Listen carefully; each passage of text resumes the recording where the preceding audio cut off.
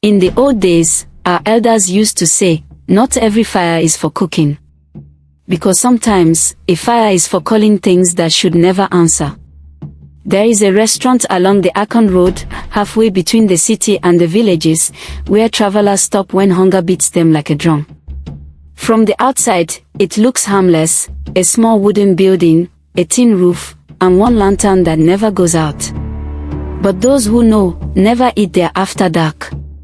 Because if you sit at that table and accept the food, the restaurant may not just take your money. It might take your name. And once your name is taken, even your mother may look at you and feel nothing. This is the story of Nneka, the girl who laughed at warnings, and paid with something more expensive than gold. Nneka was the type of person the city creates, sharp, fast, and stubborn like dry cassava. She worked in the market offices, counting stock, arguing with suppliers, making sure everyone paid what they owed. She believed in receipts, not in spirits. She believed in money, not in myths.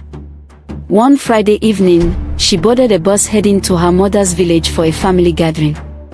The journey was supposed to be 4 hours. It became 7. The bus broke down twice. The sky turned bruised purple, then black. The road became a ribbon of darkness cut only by the headlights. A baby cried. Someone complained. Someone prayed. And hunger started walking from seat to seat. Nneka had only eaten a small bread that morning. Now her stomach felt like it was folding itself into knots. When the bus finally rode near the middle of nowhere, the driver slowed down. Everybody, the driver announced, we will stop here to eat small. 10 minutes. Nneka looked through the window and saw it, a roadside restaurant with one lantern burning, swinging gently like it was breathing. The signboard was old and peeling, but the words could still be read, Mama Ejiro's place, food always ready. Outside, the air smelled like pepper soup, fried plantain, and roasted meat. Nneka's mouth watered. As passengers started climbing down, an old man in the back of the bus gripped the driver's arm. Driver, the old man said, voice like dry leaves, not there. The driver frowned. Baba, we are hungry. The old man leaned close. In the daytime, you can buy water and go. But after dark, nobody eats there and returns whole. The bus erupted with laughter. Baba, I beg, someone shouted. Old stories. Nneka smacked. If spirits are hungry, let them eat the food themselves. I'm eating. The old man's eyes met hers. Not angry, just heavy. My daughter, he said, even goat has sense to avoid the rope. Nneka stood up anyway. She stepped down onto the dusty ground, and as her feet touched the earth, the lantern outside flickered once, as if recognizing her. Inside the restaurant, the warmth was immediate. A pot bubbled over fire. Plates clinked. The radio played softly, but the music sounded far away, like it was underwater. The walls were decorated with old photographs, people smiling, families posing. But something about the photos felt strange. Their eyes seemed too still. A woman stepped out from behind the curtain. She was tall, wrapped in a clean wrapper, with a head tied high like a crown. Her smile was wide, too wide. Welcome, my children, she said. Sit, sit. Food is ready. Her voice was sweet, like someone who sells honey. Nneka sat at a wooden table. The bench creaked beneath her. Around her, other passengers ate greedily. But when Nneka looked closer, she noticed something odd. No one spoke. Not the loud woman who had been complaining on the bus. Not the man who had been laughing. They chewed, swallowed, and stared ahead like their minds were somewhere else. A young girl appeared and placed a bowl in front of Nneka. It was pepper soup, steaming, thick with scent. Beside it, white rice and a piece of meat. Nneka reached for a spoon and saw the girl's wrist. A thin rope-like scar circled it, like a tight string had once cut deep into her skin. Nneka blinked. Mama, Nneka called, how much? Mama Ejiro smiled. Eat first. We will settle later. Nneka frowned. No, I pay now. Mama Ejiro's smile did not move, but her eyes darkened slightly. In this place, she said gently, we don't rush payment. Eat first. Something in the air thickened. Nneka forced a laugh. Okay. Let me just add salt.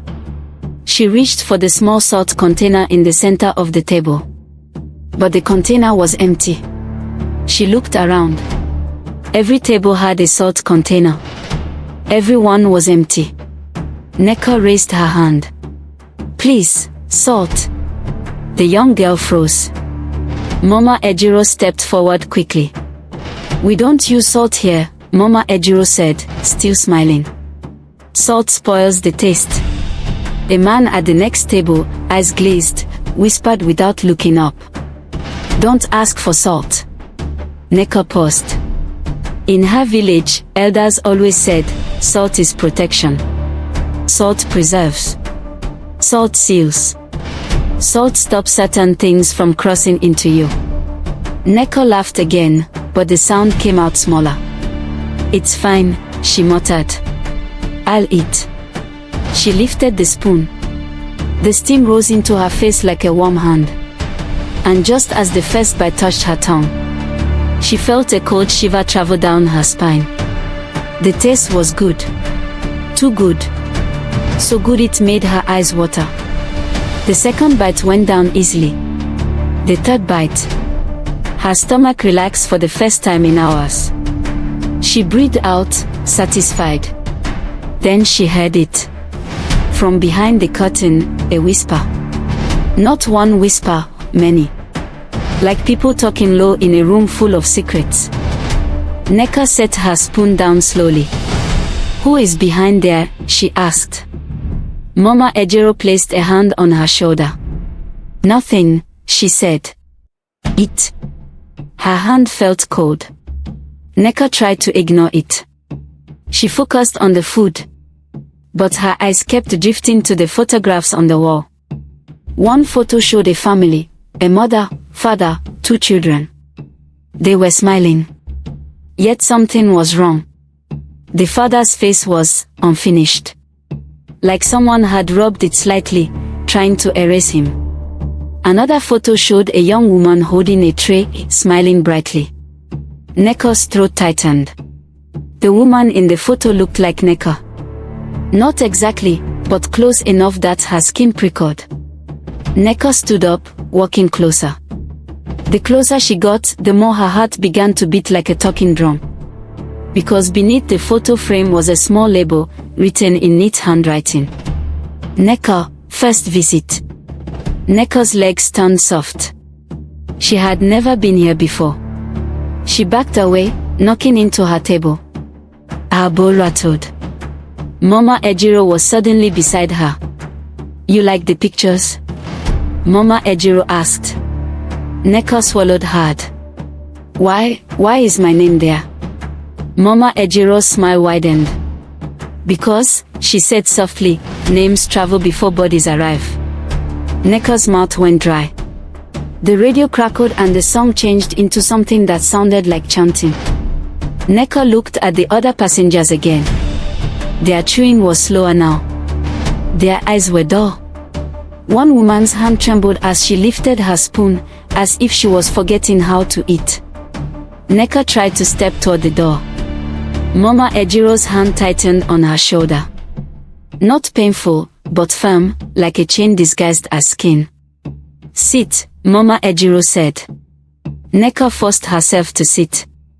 Mama Ejiro leaned in, her breath smelling like smoke and sweetness. You are a city girl, Mama Ejiro whispered. You think you are too wise for village warnings. But hunger humbles everyone. Nneka's voice came out thin. I'm leaving. Mama Ejiro chuckled. After you finish, she said. We don't waste food here. Nneka stared at her bowl. Half of the food was gone. Suddenly, she didn't feel hungry anymore. Her stomach felt heavy, like something inside her was settling in. She pushed the bowl away. I'm done. Mama Ejiro clapped her hands once. The young girl appeared again, holding a small notebook and a short pencil. Mama Ejiro spoke as if she was reading prices. Pepper soup, rice, meat. Your bill is one name. Nneka laughed nervously. One name. How much is it in naira? Mama Ejiro tilted her head. We don't take naira for night meals. Nneka reached into her bag quickly. She pulled out cash and dropped it on the table. There. Take it. The young girl didn't touch it.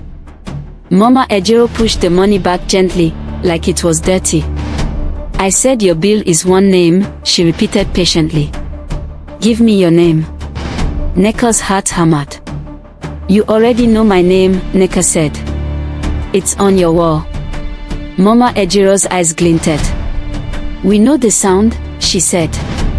But we need permission to keep it. Nneka stood abruptly, chair scraping. Are you mad? I'm going. She walked fast to the door. Her hand grabbed the handle. She pulled. The door didn't move. She pulled harder. Still nothing. Nneka turned. Open this door. The restaurant had become quiet. Even the pot bubbling seemed to hush. Mama Ejiro walked slowly toward her. You want to leave, Mama Ejiro said, but you have eaten. When you eat from a place, you carry it inside you. That is how it works. Nneka's voice shook. What do you want? Mama Ejiro's smile disappeared for the first time. I want what hunger brought you to give, she said. A name. A piece of identity. A thread from your destiny.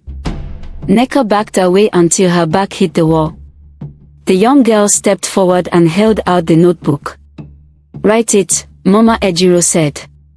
Nneka stared at the blank page. Her hand trembled. No, she whispered. Mama Ejiro's eyes flashed. You will, she said. And suddenly the whispers behind the curtain rose like a storm. Nneka clutched her head. Voices, too many, calling her. Not her name, but pieces of her life. Market woman, stubborn child, daughter of Ngozi, city rat, bride that never marries. Nneka screamed. Stop. Mama Ejiro grabbed Nneka's wrist and pressed the pencil into her hand. The pencil felt hot. Right, Mama Ejiro commanded. Nneka tried to throw it, but her fingers wouldn't open. She looked down in horror as her hand moved by itself. Slowly, shakily, her hand began to write letters on the page. N. E. Nneka's eyes widened. She tried to fight it, but the pencil continued. K. When the final letter was written, the lantern in the restaurant flared bright, then dimmed. Mama Ejiro exhaled, satisfied. Payment received, she said. Nneka's body went cold. She opened her mouth to speak. And no sound came out. Not because her throat was blocked, but because the word she needed was missing. Her name. It was like trying to remember a song you've known all your life, only to find the chorus gone. Nneka clutched her chest. What is happening to me? She tried to say. But even her own voice sounded unfamiliar. Mama Ejiro stepped back politely, like a businesswoman after a transaction. Go, she said.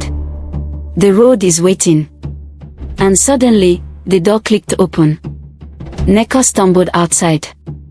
The night air slapped her face. The road was quiet. The bus headlights glowed like two tired eyes. She ran toward the bus. Driver, she tried to shout. The driver looked up, annoyed.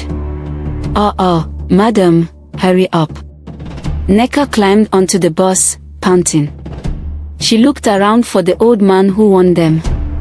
He was still there, sitting quietly. Their eyes met. And the old man's face tightened with pity. Nneka rushed to him and grabbed his arm, trying to explain with gestures because her words were tangled. The old man listened, his gaze heavy. Then he asked softly, "What is your name?" Nneka opened her mouth. "Nothing." She tried again. Her tongue moved, but the sound would not form. The old man's shoulders sank. "They took it," he murmured. The driver started the bus. Nneka's mind raced. She needed help. She needed someone to remember her. She turned to the woman next to her, the loud one who had been complaining earlier. "Please," Nneka whispered, "help me." The woman looked at her blankly, then frowned. "Madam, do I know you?" she asked. Nneka froze. She looked around at the passengers she had traveled with for hours. Nobody looked at her with recognition. To them, she was just a stranger who had entered the bus. A cold fear settled in Nneka's stomach. If nobody remembered her, who would speak for her if something happened? Who would claim her if she disappeared? She reached into her bag for her phone. Her hands shook as she unlocked it. Her contacts were there. But when she opened her own profile, the name field was empty. No Nneka. Just a blank space. Her WhatsApp profile picture was still her face, but the name above it was gone. Nneka began to tremble. She dialed her mother's number. It rang. Her mother answered. "My daughter," her mother said warmly. Relief flooded Nneka. Until her mother added, "Who is this?" Nneka's heart cracked. "Mama, it's me." Nneka cried. Her mother's voice turned cautious. "Me? Who are you?" Nneka's throat tightened. It was happening exactly as Mama Ejiro promised. Her own mother did not know her. Nneka hung up and pressed her forehead against the seat, shaking. The old man leaned close. "My daughter," he said, "listen carefully. That restaurant is not for food alone. It feeds on what makes people human: name, memory, story. If you want your name back, you must pay a different price." Nneka looked up with desperate eyes.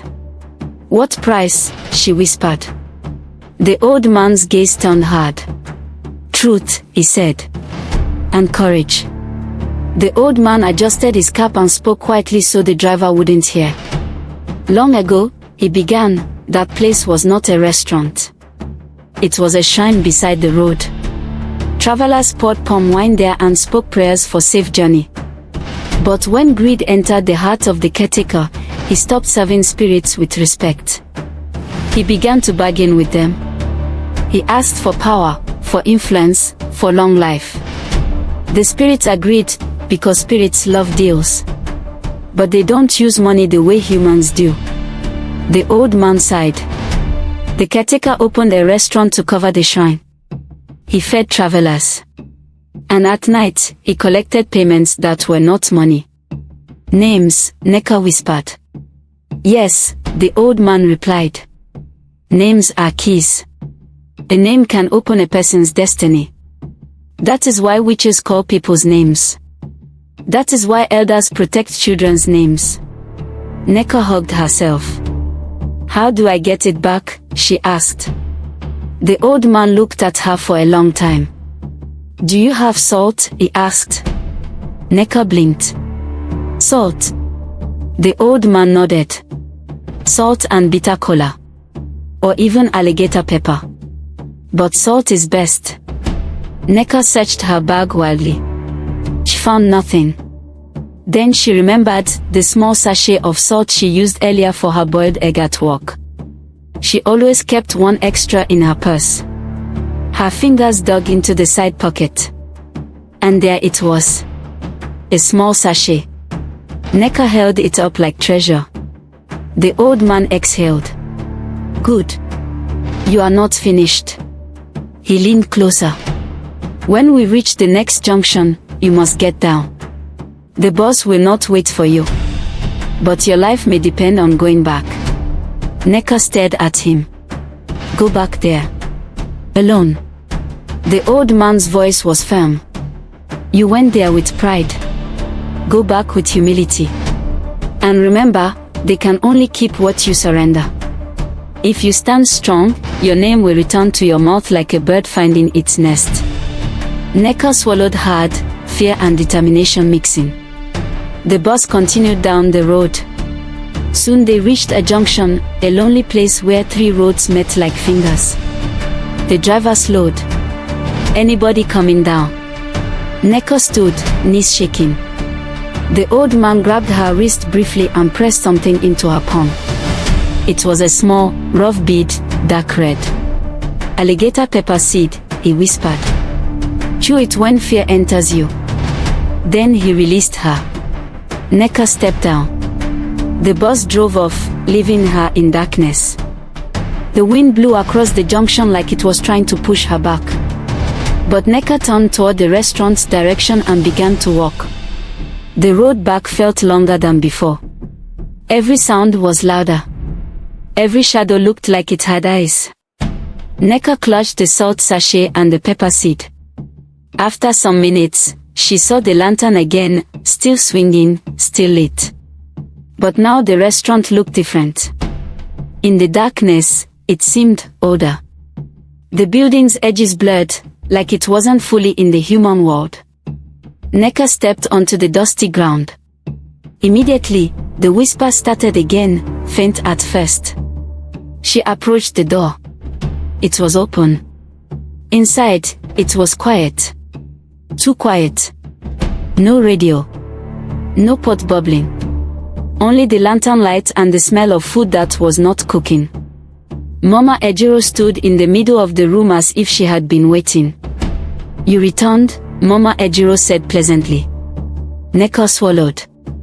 I want my name, she said, voice shaking but clear. Mama Ejiro smiled. Names are not returned. They are replaced. Nneka tightened her grip on the salt. I'm not leaving without it, she said. Mama Ejiro began to walk around Nneka slowly like a cat around a rat. You are brave now, Mama Ejiro murmured. Or foolish? Which one do you think it is? Nneka's heart pounded, but she remembered the old man's words, they can only keep what you surrender. She reached into her mouth and chewed the alligator pepper seed. The sharp bitterness exploded on her tongue. Her eyes watered, but her mind cleared like a fog lifting. Mama Ejiro paused. Oh, Mama Ejiro said softly. Protection. Nneka raised the salt sachet. Give me my name back. Mama Ejiro's smile faded. You ate without salt. The deal is sealed. Nneka shook her head. Then I will unseal it. And before Mama Ejiro could move, Nneka tore the salt sachet open and flung the salt in a circle around herself. The grains hit the floor like tiny sparks. The air changed instantly. The lantern flickered violently. The shadows on the wall jerked like trapped things. From behind the curtain, a hiss rose, angry, hungry.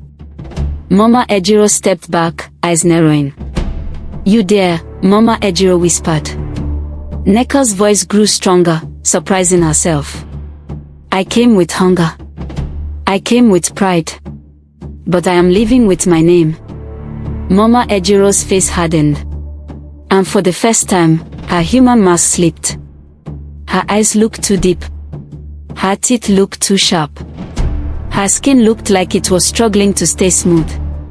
You want your name? Mama Ejiro said, voice layered with something else. Then pay properly. The curtain behind her billowed outward, though there was no wind. A figure stepped out. Then another. Then another. People. Dozens. But their faces were blurred, like unfinished paintings. They stood silently, watching. Nneka's knees threatened to give. But she stood inside her salt circle, breathing hard. Mama Ejiro pointed at Nneka. Choose, she said. Your name, or your secret? Nneka frowned. My secret. Mama Ejiro's smile returned, cruel now. Every person has a secret they hide, Mama Ejiro said. Something that shapes them. Something they fear.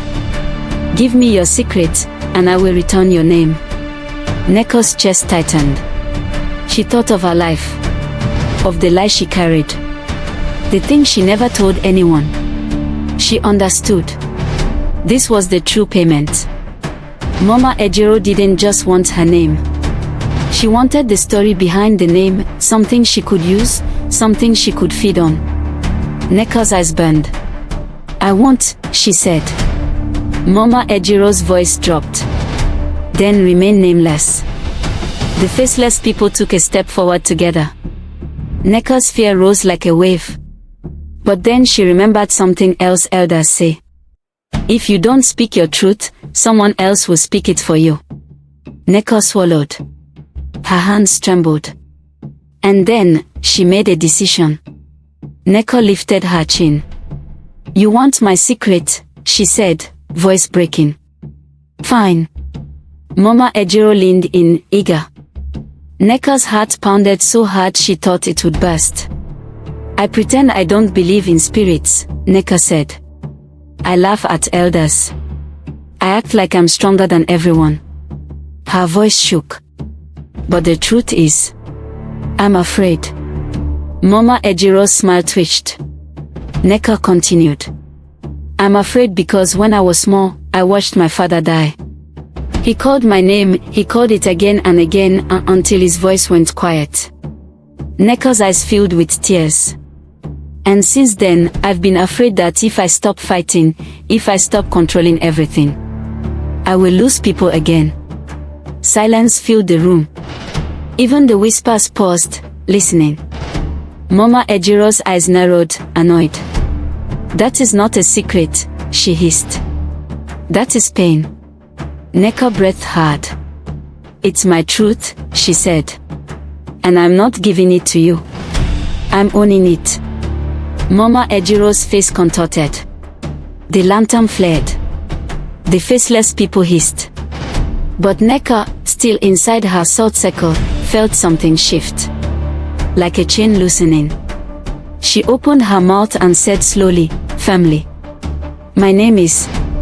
The word stuck for a second, like a fishbone in the throat. Nneka clenched her fist, pushing through fear, through darkness, through whatever held her. My name is Nneka.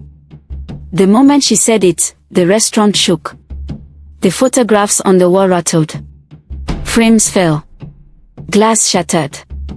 Mama Ejiro screamed, not in anger, but in frustration, like someone losing a prize. You spoke it. Mama Ejiro roared. You took it back. Nneka's chest heaved. She could feel her name settle inside her again like warm water after cold rain. Mama Ejiro lunged forward. But the salt line burned like fire against her feet. She recoiled, snarling. Nneka didn't wait. She stepped backward toward the door, never breaking her gaze. Mama Ejiro's voice followed her, venomous. You may keep your name, but you will remember this hunger. Nneka's hand found the doorframe. She stepped out into the night. The lantern behind her flickered once, twice. Then went out. Darkness swallowed the restaurant. And when Nneka turned to look again, the building was gone. Only bush and empty road remained. Nneka walked until her feet hurt. She reached the main road as the sky began to lighten. At sunrise, a small taxi passed and stopped when the driver saw her. Madam, why are you walking like this? He asked. Nneka's voice was hoarse, but steady. Take me to Okuru village, she said. Please. When she arrived, her mother opened the door. Her mother stared at her face for a long time. Then her mother's eyes widened, filling with tears. My daughter, her mother whispered. Nneka's knees buckled. She hugged her mother tightly, breathing in the smell of home, wood smoke, soap, and familiar warmth. Later, when the family gathered, Nneka didn't brag about the city. She didn't mock elders. Instead, she listened. And when the old women talked about salt and names and crossroads, Nneka didn't laugh. Because she had learned something the hard way. Some warnings are not to scare you.